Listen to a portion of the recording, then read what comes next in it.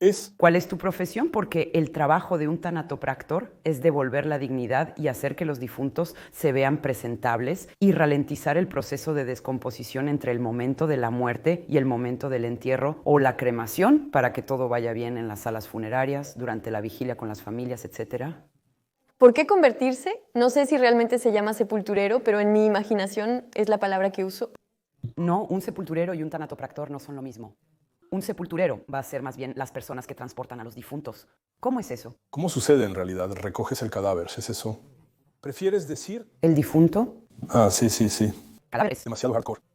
Hay gente que aún no está lista para esa palabra. Para ellos, decir cadáver implica que el difunto ha perdido su identidad. ¿Qué te llevó a hacer este trabajo? ¿Es la historia de vida con la muerte? Perdí a mi papá cuando tenía solo 7 años y me prohibieron asistir al funeral y a la ceremonia en el cementerio con mi papá. Para mí, él no había muerto, simplemente se había ido a otro lugar. Por lo tanto, toda mi adolescencia fue difícil de construir, ya que, por lo tanto, tuve muchos problemas para establecer lazos amistosos con personas de mi edad, etc. Ya que vincularse con alguien significaba perder, significaba abandono, y por lo tanto estaba realmente obsesionada con la muerte. ¿Qué pasaba después? Y eso me llevó a esta profesión de tanatopractor algunos años después. Entonces, ¿cómo sucede concretamente cuando llega el difunto? ¿Qué tienes que hacer? Primero, cuando yo intervengo, el difunto ya está en el lugar, ya que me dicen dónde debo intervenir. Depende si intervengo en un hospital donde están los agentes de la morgue, que ellos van a mover al difunto hasta mí. Por otro lado, en una sala funeraria privada, será mi responsabilidad sacar al difunto del compartimento refrigerado y limpiar alrededor del cuerpo para asegurarme de no perder ningún detalle. Una herida que no se haya cerrado correctamente y que durante el cuidado podría provocar derrames. Así no parece muy grave, pero si la persona lleva su prenda favorita, entonces eso podría causar un trauma adicional a la familia. Luego realizo mi cuidado de conservación. Después voy a vestir al difunto y vamos a hacer lo que llamamos los acabados, que a veces serán maquillaje, peinado. Yo siempre pongo un poco de perfume en las uñas. A veces hago semipermanente en... Pero debiste haber tenido una formación estética, ¿verdad? Es una elección personal. Me formé en uñas permanentes y otros servicios relacionados. Y ahora también estoy obteniendo mi certificado de estética para mejorar aún más algunas de mis técnicas y algunos de mis cuidados para el difunto. Eres un poco un artista de la muerte, de hecho. En realidad es la imagen. ¿Qué vino allí? ¿Qué producto usas para conservar a un difunto? Entonces nosotros trabajamos con formaldehído. Es para reemplazar la sangre. De hecho, el formol es un producto químico que conserva los tejidos. Eso me recuerdas a un taxidermista. Bueno, no, pero está bien Ser degradante. hecho, yo sé. No, no es degradante, es solo nuestra profesión. A veces la gente piensa que quitamos los órganos o no sé qué imaginan, pero no en absoluto. Dejamos todo en su lugar, ya sabes. Y eso, no importa cuán dañado pueda estar el cuerpo. Es como cuando llevas tu auto al taller. A veces necesitas cambiar un filtro, pero también nos adaptamos. ¿Cómo te las arreglas para inyectar este producto? Entonces, en realidad, vamos a elegir una arteria diferente dependiendo de cómo esté vestida la persona. Porque, por ejemplo, para las carótidas que se ubican a nivel del cuello, si la persona tiene un escote, obviamente tendremos que encontrar otro camino. En realidad, inyectamos este producto a base de formol por el sistema arterial y luego creamos un circuito cerrado y volvemos al nivel del corazón para que finalmente la sangre arterial que será empujada por nuestro líquido con formol pueda ser recuperada. Si una persona ha perdido, por ejemplo, un brazo, ¿puede ser tu trabajo reproducir su brazo? Bueno, precisamente, ¿no? Eso me sucedió hace aproximadamente 2 semanas. En un accidente de coche, una persona perdió la mitad de su brazo, pero la mitad que iba desde el codo hasta el hombro. Tuve que reconstruir esa parte para que visualmente en el ataúd la gente no notara nada. Entonces, ¿has experimentado situaciones un poco, entre comillas, paranormales con un difunto? No exactamente eso. Sin embargo, ya ves, basta con que haya un pequeño ruido o algo así, de todos modos me voy a voltear. Si se descubre una muerte mucho tiempo después del fallecimiento, ¿todavía puedes intervenir en el cuerpo? Si es mucho tiempo después, no, ya no es posible, porque el fenómeno de descomposición está tan avanzado que incluso la persona físicamente ya no es la misma y a veces ni siquiera es reconocible. Entonces será puesta en el ataúd, colocada en el féretro. El ataúd será cerrado y la familia no tendrá la posibilidad legalmente, tendrá el derecho de exigir ver a su difunto, pero realmente en esos momentos las familias deben aprender a escuchar a los profesionales del funeral. Porque nosotros mismos les decimos a las personas y familias que no les recomendamos ir a ver, porque lo que van a ver los va a traumatizar por el resto de su vida. Es fundamental que las personas aprendan a escuchar. Dime, ¿cuál es la situación más improbable que has encontrado en tu trabajo? El señor falleció y su familia nos entregó su ropa. Por lo tanto, el traje era esencial para su profesión. Entonces, su esposa nos llama a recepción. Subimos para ver cuál era su solicitud. De hecho, ella sostenía un vestido de juramento hipocrático, pues él era médico. Entonces no sabía qué hacer. Le dije, señora, ya nos ha dado ropa. Y luego ella dice, no, quiero que le pongan esto. Entonces digo, hay que ponerlo encima. Ella me dice que quiere que se vaya completamente desnudo. Considerando cuánto me ha hecho sufrir toda mi vida, no tendrá más derechos. Y me dije, Dios mío, ¿cómo debo reaccionar a esto? Así que tomé la bata de hipócrita y dije, de acuerdo, vamos a hacerlo así, señora, no hay problema. Y de hecho, toda la ira que seguramente había acumulado hacia su esposo durante largos momentos de su vida salió en ese momento. Y realmente yo bajé diciendo que acababa de experimentar algo loco. No sé si reaccioné bien o no, pero lo tomé y eso es todo. Lo que debemos hacer. ¿Alguna vez te ha pasado que te ocupas de personas que conocías que ya habías encontrado? Entonces, para las personas que conocía y de las que sabía de antemano, estaba claro, lo sabía. En ese instante mi lugar estaba únicamente ahí.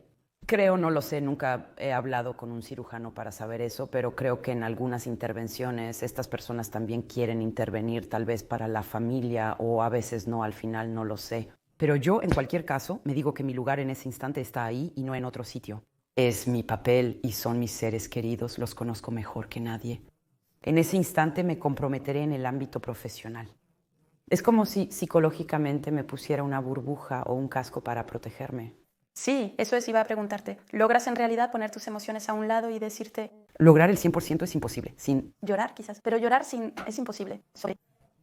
Alguien conocido, aunque lo logremos en el momento, al salir de la habitación, nos derrumbamos. Por otro lado, tuve especialmente 2 muertes de personas que conocía, ya que había hablado con ellas en mi vida personal. Cuando intervengo, me hago cargo de estas personas y justo cuando casi termino el cuidado, me doy cuenta y digo, de hecho, lo conozco. De hecho, estás muy concentrada en tus planes. Y el resultado que debes obtener es que finalmente ignoras muchas cosas. ¿Alguna vez has hecho transferencias con tu vida personal a través de ciertas situaciones o casos? Entonces, sí me ha pasado. Lo que sucedió es que mi esposa estaba esperando a nuestro segundo hijo y estaba embarazada de aproximadamente 7 meses y me llamaron para intervenir en una mujer que estaba embarazada de 7 meses. Entonces, cuando abrí la puerta, efectivamente tuve 3 segundos en los que la vi a ella. Entonces cerré la puerta. Recuperé mis sentidos unos segundos. Además, era un tratamiento muy complicado porque intervenir en una mujer embarazada con un embarazo tan avanzado es terriblemente complicado en el sentido de que es aún menos justo. Entonces necesité esos 30 segundos para respirar y decirme a mí misma que no era ella, que iba a volver a entrar. Y ahí realmente vi a la verdadera persona. A menudo tenemos en mente cadáveres fríos, quizás olorosos. ¿Eso te impide trabajar? ¿Cómo haces para...? Para nosotros están fríos porque la mayoría del tiempo están refrigerados. Por lo tanto, cuando los sacamos, están a la temperatura del compartimento refrigerado. ¿Y en cuanto al olor? Sobre el olor, solo te explicaré la situación, pues en realidad ya perdí el sentido del olfato. Por lo tanto, realmente no sé si se debe específicamente a mi trabajo o si es solo mi cuerpo que decidió acostumbrarse a ciertas cosas o decir, no, eso precisamente no debemos acostumbrarnos a ello. Entonces, No debemos hacerlo. sentirlo en absoluto. No puedo darte la respuesta, pero es seguro que cuando trabajo en algunos difuntos, tengo profesionales de la funeraria que a veces pasan y veo en su rostro que efectivamente debe haber un olor muy, muy fuerte, ya que de hecho no pueden quedarse. A mí no me molesta en absoluto. ¿Alguna vez te ha ocurrido tener un caso en el que realmente has visto al difunto y te has dicho, wow, ¿cómo voy a hacer esto? De hecho, eso me pasa todo el tiempo. Debes saber que he comprendido a lo largo de los años que cuando llego realmente a un difunto que ha sufrido un accidente, especialmente una vez me anunciaron a un joven de 19 años que tuvo un accidente de coche y que fue realmente desollado en toda la parte superior de la cabeza. Por lo tanto, tenía muchas laceraciones en su rostro. Entonces, es muy complicado porque al reconstruir con suturas, cera, un poco de modelado, etcétera, tendremos que tener mucho cuidado de mantener las mismas características faciales. Y entonces en ese momento entendí mi mecanismo. Es decir, cuando llegué en modo guerrera, voy a lograrlo, tengo que lograrlo y todo eso. Cuando vi a este joven pensé, no puede ser, no voy a poder hacer nada. Finalmente es como, exteriorizo enormemente. A medida que exteriorizo es cuando empiezo a hacer el recorrido del difunto, donde realmente empiezo a observar, a imaginar lo que sigue. Y a partir de ese momento sé que, por lo tanto, voy a lograr hacer algo. Hablabas de cera, de cosas así que quizás son más cosas así que de cirugía estética en los casos de restauración. No somos cirujanos en absoluto a cada problema. De todos modos, nuestro objetivo es encontrar una solución. No importa lo que vaya a estar frente a nosotros, ocultar, camuflar, reemplazar es muy minucioso, ya que abarca muchas profesiones. Hay estética, hay peluquería, pero no se reduce solo a eso. A veces también hay bricolaje, lamento decirlo así, pero recuerdo cuando comencé mi carrera, tuve que tratar con una persona que fue asesinada por un arma de fuego y le faltaba un ojo. Por ende, tuve que reconstruir ese ojo. Para reconstruir ese ojo hay que crear una superficie en el interior que a veces está vacío. Debemos encontrar trucos para dar la apariencia de un globo ocular. Y entonces, de alguna manera, a veces también somos reparadores de difuntos. ¿Nunca sientes miedo o ansiedad ante la idea de estar solo con un difunto? No, es donde me siento más segura, de hecho. Porque ellos, yo sé que, pero realmente, absolutamente no pueden hacerme nada. ¿Te ha pasado eso? ¿Alguna vez has hablado con los difuntos? Sí. Bueno, en realidad no me hago esa pregunta ya que, bueno, trabajo solo, así que no tengo compañeros de trabajo conmigo todo el día. Cuando comencé a publicar algunas cosas en las redes, esas eran las preguntas que a menudo volvían. ¿Hablas con los difuntos? Me di cuenta de que efectivamente hablo mucho con mis difuntos sin siquiera percatarme. Tengo colegas de trabajo ya que no trabajamos solos. Al intervenir en hospitales tenemos a los agentes de los campos mortuorios presentes. Entonces vamos a hablar de nuestras vidas, de nuestro trabajo. Sabemos que no nos sorprenderemos. También nos permite liberarnos de ciertas cosas entre nosotros. Al llegar el difunto, a veces conoces su historia y otras veces no. En el caso de muertes traumáticas, como accidentes, suicidios, etc., eso lo sabremos. ¿Por qué te lo dicen en algunos casos? ¿Qué cambia eso? Nos lo dicen en algunos casos para poder preparar material que no tendríamos necesariamente. Cuando es una enorme reconstrucción, a veces vamos a necesitar material adicional. ¿Ves? Por ejemplo, tuve un difunto donde la funeraria me llamó la noche anterior diciéndome que tendrías un señor mañana que tenía cáncer en la zona otorrinolaringología y ya no tenía nariz. Lo que pasó es que, como lo supe la noche anterior, pude anticipar en mi casa tratando de modelar una nariz para poder reemplazarle una nariz al día siguiente, obviamente artificial, pero al día siguiente cuando la familia entró, no les habíamos dicho que había reconstruido la nariz. Cuando llegaron, le agradecieron a la funeraria por devolverle su dignidad. ¿Se han enfrentado siempre a la familia, a ese contacto con ellos? ¿Gente? Lamentablemente no, y es una pena porque a veces los detalles son muy importantes para nosotros.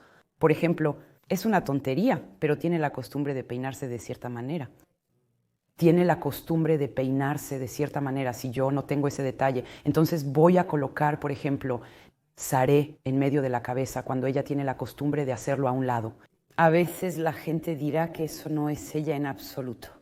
Por lo tanto, yo creo que es una lástima. Es cierto que no tenemos ese aspecto de encuentro con las familias, pero las vemos muy, muy raramente.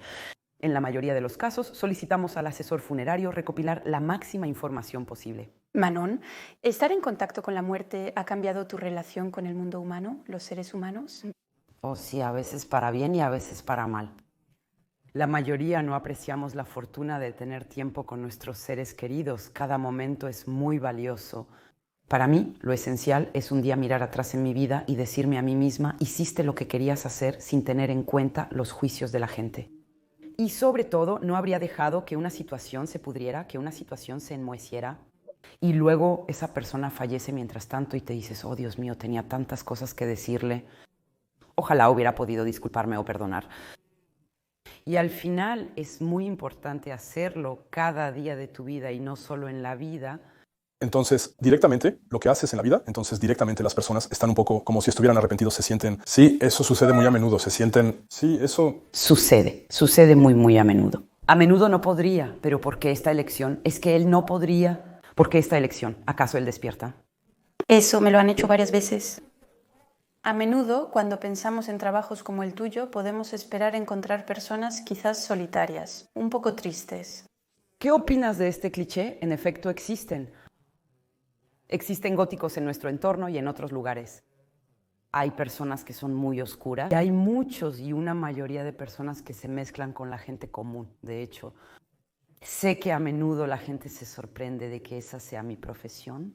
Porque precisamente, aparte del hecho de que efectivamente tengo un guardarropa muy negro, pero eso es porque finalmente como trabajo todos los días, no puedo permitirme tener demasiados colores. Pero No. ¿Por qué no puedes permitirte tener demasiados colores? porque ya debemos ser el más... Frente a las familias no necesariamente nos cruzamos con ellas. Pero De todos modos, pueden encontrarnos en el estacionamiento del hospital. Pueden vernos en los pasillos de una funeraria, etc. Nuestra profesión debe tener cierta sobriedad. E imagina que en la funeraria ves llegar a personas con rastas naranjas más altas. Eso puede suceder porque actualmente los profesionales funerarios están tratando de democratizar y desacralizar todo este proceso. De funerarias ahora que se visten como señor y señora de todos los días. Vaya, máscaras blancas. ¿Dónde te atreviste? ¿cuál es tu opinión sobre este tema? ¿Por qué no hacer algunas Entierros, tal vez. más alegres para celebrar cuando Incluso la vida de las personas, aún después de que ha terminado? ¿Es mejor celebrar las cosas de forma más alegre hoy? creo que en una sociedad donde tendemos a modernizar un poco a cada individuo, creo que en los homenajes funerarios, en los homenajes a las personas, debería ser tan natural en realidad. ¿Es algo que genera ingresos o es más bien algo que se hace quizás más por pasión? Sin embargo, suelo decir que si hubiera querido ganar más dinero, podría haber ejercido otras profesiones como agente inmobiliario. No sé por qué siempre tomo ese ejemplo. Desde que trabajo por cuenta propia, no tengo ninguna frustración financiera ya que trabajo todos los días para mí.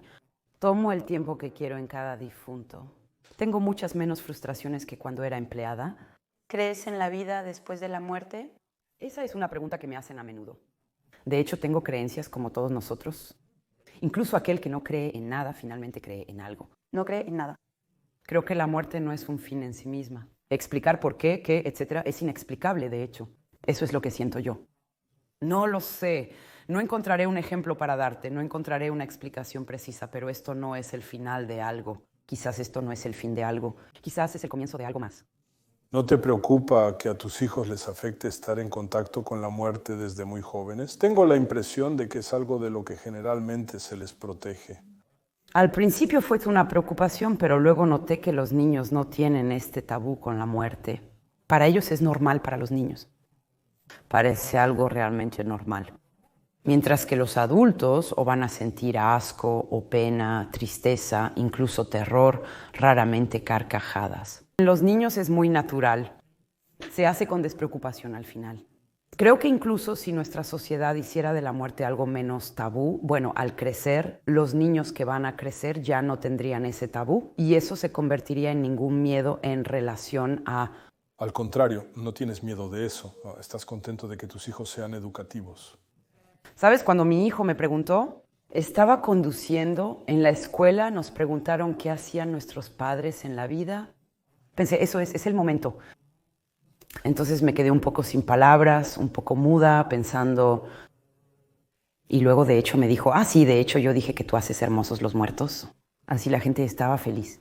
Bueno, me dije, ok, había entendido la idea principal y eso es todo. El niño, tenías una relación particular con la muerte. ¿De niño tenías una relación especial con la muerte?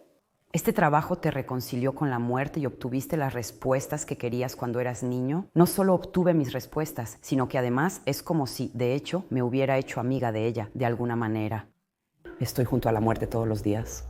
Personalmente, no creo que ella me haya dado miedo en algún momento. El miedo a la muerte, la gente suele decir que ver un cuerpo sin vida les asusta y aterra. Pero en realidad, lo que la gente no entiende no es ver un cuerpo muerto lo que asusta a las personas. Es proyectarse a sí mismos. Es imaginar su propia muerte en lugar del difunto que está allí, porque el difunto en sí no es peligroso. No va a levantarse, así que ahora ya no tengo miedo a la muerte. Pero por otro lado, todavía tengo mucho miedo de que la muerte toque a mis seres queridos. Yo sé exactamente por lo que pasarán mis hijos y por lo tanto eso es lo que a veces me aterroriza. Deberías hacer eso toda tu vida. Si fuera yo, me encantaría hacerlo por siempre. Pero sé que físicamente en algún momento puedo llegar a alcanzar ciertos límites. Es una profesión muy física porque vestimos a los difuntos por nuestra cuenta. A veces los movemos solos de una carretilla a un ataúd o una mesa refrigerada. Manejamos los asuntos completamente solos. Quizás algún día, a tu muerte, te gustaría ser enterrada. O más bien, por lo tanto, a tu muerte te gustaría ser enterrada o más bien incinerada. Entonces yo deseo ser cremada. Ahora he hecho mi elección, pero ha sido difícil. Tuve que cuestionarme realmente durante años porque de repente vi ambos, pero de manera muy precisa. Entonces tuve más dificultades en mi elección finalmente que alguien que no sabe. Sí, claramente. Deseo ser cremada y recibir un tratamiento de conservación. Quiero tener un ataúd abierto. Yo ya he preparado todo. No tendrán que preocuparse por nada en absoluto. He dicho que no tendrán que preocuparse por nada. En absoluto. Yo he Dicho exactamente lo que quería. He elegido mi música, el color de mis flores, el color de mi ataúd. Quiero un montón de purpurina. ¿Ya estás tan al tanto? Ah, sí, es muy... He visto. De familias, de hecho, que han quedado desamparadas porque no habían hablado de ello antes. Es similar a las donaciones de órganos y cuerpos. Hay que hablar de ello. La gente necesita saber de antemano qué deben hacer si eso sucede. Entonces, ahora que hemos hablado, etcétera, físicamente, ¿cómo me imaginas? Me sorprendió que fueras mujer. Creo que tienes cabello oscuro y no te gusta usar mucho maquillaje. Te imagino tatuada, te imagino poniéndote uno. Un poco de claro, te imagino tatuada. Te imagino hablando, no tengo nada de eso. Mismos prejuicios, hablamos, no tengo los mismos prejuicios, pero quizás antes de venir habría imaginado a alguien que está un poco en el universo gótico de la muerte, algo así. Vamos, es que Tengo razón yo. ¿Eres más joven de lo que pensé? Genial, te adoro. Lo que parece el formol, eso concierne tanto que